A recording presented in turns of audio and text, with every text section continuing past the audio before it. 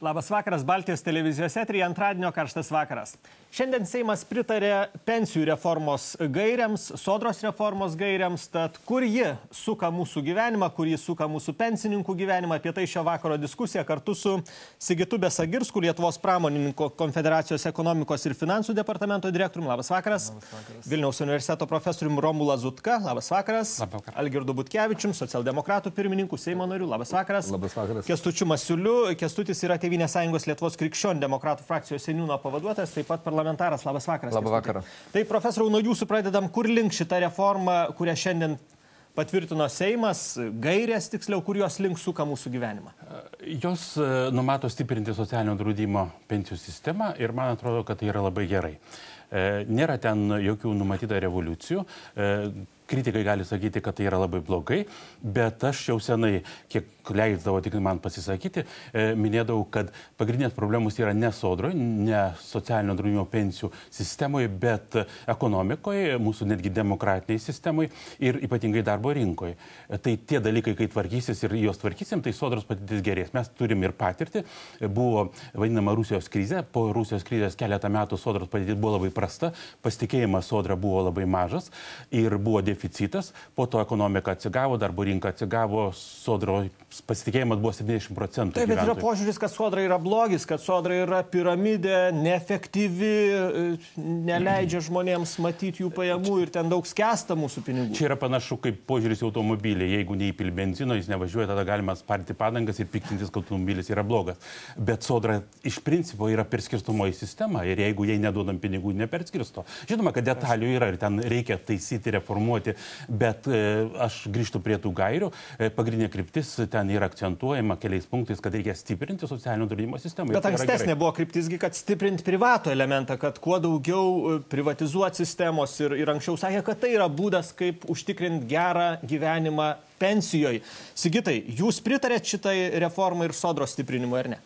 Na, iš tikrųjų, ne visai sutinku, kad tai yra sodros stiprinimas. Iš tikrųjų, tai yra, mano nuomonė, pakankamai tuščias dokumentas, kuris nekeičia iš esmės sistemos, tik tai viduj sistemoje, na, kai kuriuos elementus sukeičia vietom, yra keletą šūkių, kurie man patinka viduje, bet patvirtinus gairias, aš manau, kad niekas nepasikeis. Arba pasikeis kosmetiškai, nuo to pinigų nepadaugės, teisingumo irgi labai abejočiau ir padaugės. Tai koks tikslas, kokia prasmė tada tų gairių?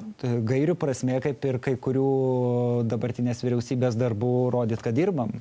Rodyt, kad dirbat, pinigų nepadaugės, sistema nesusitvarkys, tai vardan ko tos gairės? Kestučio gal nori klausimą? Aš vis dėlto pritarčiau gerbiamo profesoriaus nuomoniai, kad gairės yra labai svarbus dalykas. Iš tikrųjų, gairės tai yra principai, dėl kurių bandoma susitarti ir ilgam susitarti, nes susitarus dėl principų ir jeigu toksai yra pakankamai platus tų principų palaikymas, toliau galima tikėtis, kad per eilę metų tie principai būtų ir įgyvendinami. Gerai, bet ką užtikrina tai negalima kurti įstatymų, neturint visų principų visumos. Tai dabar tie principai apima, jie yra ir nukreipti į artimesnį perspektyvą ir tolimesnį perspektyvą, bet to jie apima ir sodros sistemą, ir privačių kaupiamųjų pensijų sistemą ir išryškina tas problemas, kurios dėl demografijos, dėl amžiaus gyvenimo trukmės didėjimo, dėl dirbančiųjų ir pensinio amžiaus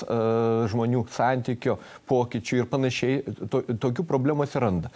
Ir kaip tos problemos galėtų būti sprendžiamas ir turėtų būti sprendžiamas tam, kad nepradėtų mažėti pensijos ateityje, dėl to, kad sumažėja dirbančiųjų ar mokančiųjų, ir kad užtikrinti, tarkim, lygiai taip pat ir kaupiamųjų pensijų skaidrumo, kad nebūtų taip, kad kaupiamuose pensijose yra išvaistomi žmonių pinigai, kurios patikė fondams privatiems ir panašiai. Bet kaip užtikrinti konkrečiai šitą reformą, tokias pensijas, už kurias galima bus normaliai gyventi? Tai čia ir yra siūlomas visas paketas priemonių. Čia ne viena kokia priemonė, bet visas paketas priemonių, kurios vienoj, antroj, trečioj srityje ir turėtų veikti. Algirdai, jūsų požiūriu, teisinga šita reforma, šitos gairės ar blogos? Jeigu kalbėti apie gairės, tai aš manau, kad šitas dokumentas suteikia teisę socialinės apsaugos ir darbo ministerijai ruošti įstatymo projektus ir ruošti tam tikruose principų rėmuose, jeigu taip galima paprastai išsireikšti. Jeigu kas nors galvoja, kad reiškia kryptis arba principai arba gairės įspręs, reiškia dabartinės problemas sodros sistemoje, tai būtų naivu mąstyti. Bet aš manau, kad pagrindinė diskusija bus dabar, po to, kai yra pritarta gairėm.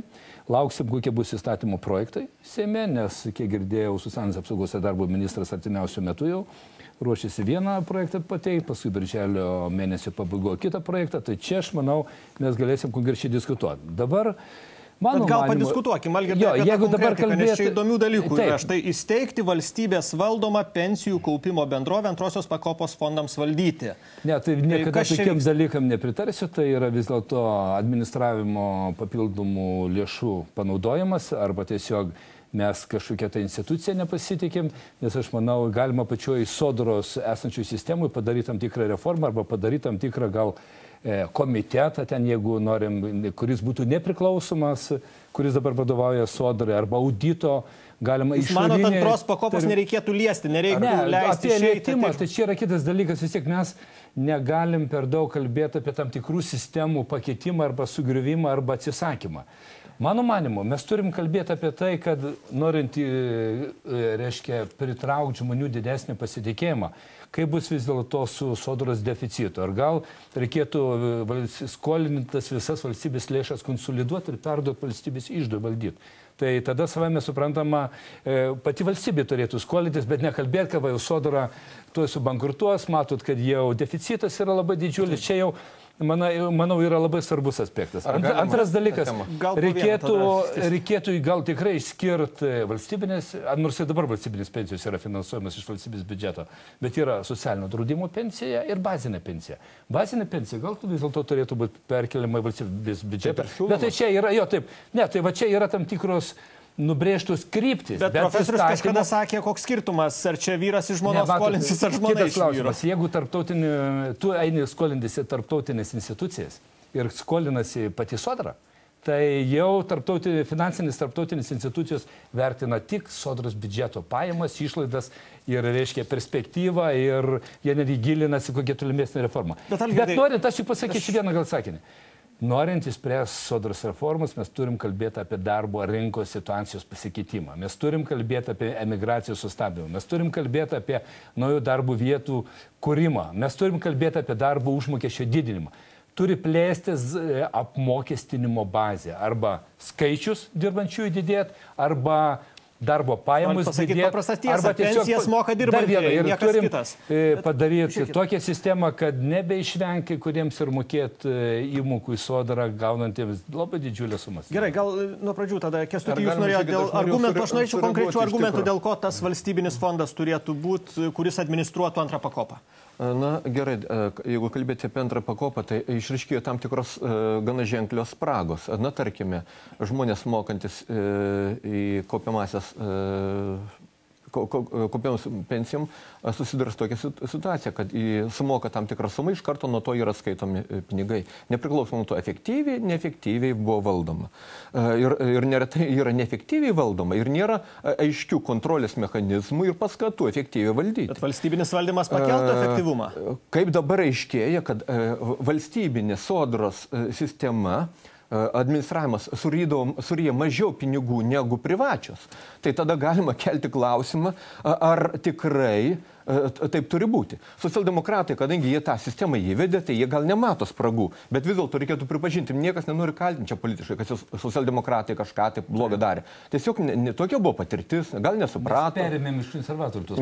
Gal nebuvo galbūt tuo metu supratimo ar dar kažką. Aš nenoriu konkrečiai, sakysim, kaltinti, bet tikrai čia buvo, yra problema. Bet matot prasme, profesorius, yra prasme tame, kad valstybinis fondas kurią reikia tvarkyti. Išplėskim diskusijos ratą. Tai dabar, žiūrėkit, o dabar dėl to, kai jūs sakot, ar tai vadinsis fondu, ar tai vadinsis komisija, ar tai dar kažko, tai mechanizmas turėtų atsirasti. Bet bus leidžiama kartu žmonėms išeiti iš šitos sistemos. Ir kalbama, kad tai svarbu, kad tai turi būti pagaliau, šita problema turi būti pastebėta ir jinai turi būti valdoma. O dabar, norint, kad valdyti, turės bus tie, kas valdo.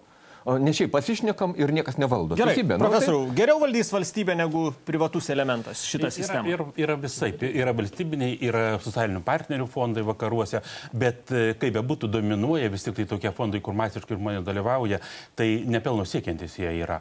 Ir iš tikrųjų pelno daryti iš to, kad žmonės kaupėsi pensijai, jo labiau, kad tie žmonės, klientai yra labai menkai informuoti. Tyrimai parodė, kad 30% dalyvių nebežino, kuriam fonde jie yra. Tai kaip gali veikti gerai sistema, kada pirkėjas, vienas iš rinkos dalyvių, net nežino, kokiais prekiai yra paslaugą nusipirkęs. Aišku, kad nėra spaudimo tiesiog tiems, kurie paslaugą tą teikia ir kodėl tada neišsikelti savo administravimo kaštus didžiulius, mokėti algas, gauti pelnus.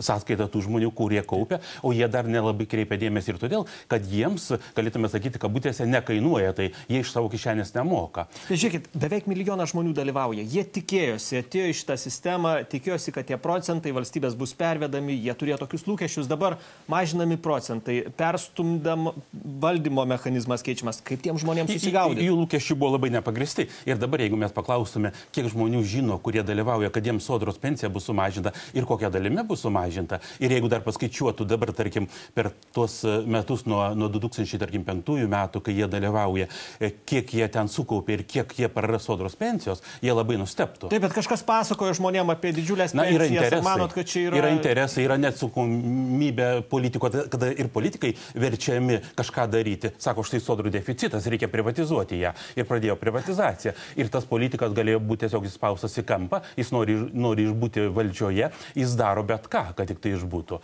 O yra interesai didžiuliai finansinių grupų. Bankai tai iš tikrųjų laimėjo. Pagrindiniai pensijų fondai Lietuvoje įsteigti banko dukterinės įmonės pensijų fondų valdybai. Gerai, bet šita reforma išskaidrins, kad kažkas už mūsų nugarų nesidarys lengvų pinigėlių. Žiūrėkit, iš tikrųjų problema yra rimta ir tikrai jinai turi būti sprendžiama. Nu, aš norėčiau, kad kolegos sutiktų, kad jinai turėtų būti sprendžiama. Dabar kitas dalykas. Žiūrėkite, ne tik tais tų pervestų pinigų efektyvumas, bet dabar pagalvokime, tie pinigai, kurie, jie nemaži pinigai, ten buvo kaupiami, jie galėjo padėti Lietuvos ekonomikai. Nebuvo jokių taisyklių tam, kad jie Lietuvoje kažkaip tai liktų. Jie išnyksta kažkur užsienyje, neiškiuose pensijų kaupimo pinigai sistemos. Vienas iš argumentų, kurie yra pervedami valstybės. Kad Lietuvoje bus investicijos. O šito neįvyko. Ir vėl yra problema, kurią tikrai... Gerai, bet ar pareikalavo politikai vykdyti šitą pažadą, jeigu buvo... Žiūrėk, mes dabar matome, mes tikrai neužsimerkė akis, matome štai tas problemas, kurias Lazutka, gerbiamas profesorius, kelia. Ir aš, pavyzdžiui, dar tai galiu tik papildyti. Tai yra realios problemas. Jos liečia žmonės, tos problemas liečia Lietuvos valstybė. Jeigu šitie sodros pinigai gyvintų Lietuvos ekonomiką, tai gal net ir dalis jų praradimas būtų ne tiek skausmingas mūsų ir ne tiek piktintų, kiek užsienyje kažkur ištirpė tie pinigai. Gerai, bet Algirdas sakė, kad principas yra paprastas. Demonstruoja gyvybingumą daug didesnį negu užsienyje. Žiūrėkit, jeigu kalbėti apie pinigus, apskritai, reiškia, mes Lietuvoje pinigų importuotų turim labai daug. Reiškia, paskolų portfelis 2008 metų vidury sudarė arba kreditiniai ištekliai virš 70 milijardų litų. O kada nuosavos lėšos, tai yra žmonių ir įmonių, sudarė apie 30 milijardų litų. Ir jeigu tokį santykį pasižiūrėt ir palyginti kitose šalyse, tai vargu ar mes rastumėm. Nu gal Latvijoje panašus santykis buvo. Bet už importuotus pinigus mes mokėjom 7% palūkanų, o tie, kurie investavo užsienį, uždirbo 3%. Ne, mes nemaišykim, čia neskolintos lėšos, čia pinigų injekcija iš kitų šalių, iš mutininių. Ne, čia yra paskoliniai pinigai, kurios, aš turiu minti, jūs nemaišykit, čia yra pinigai, kurios skolinusi žmonės ir kurios skolinos įmonės. Ne, tai aišku, mokėjo. Bet ir šį čia irgi iš privačių pensinių fondų. Čia svarbu, bet štai darbdaviai, verslo žmonės, Algirdai, jūs sakėt, kad pensijas realiai, mes galim kalbėti apie fondus, valdymą, bet realiai moka dirbantys žmonės. Tokia yra sistema, tokia yra realybė. Kaip jūs matot? Jūs matot prielaidas, kad pensijos, didės šita reforma, politikų siekiai užtikrins, kad jos bus didesnės, tvaresnės, adekvatesnės mūsų gyvenimui?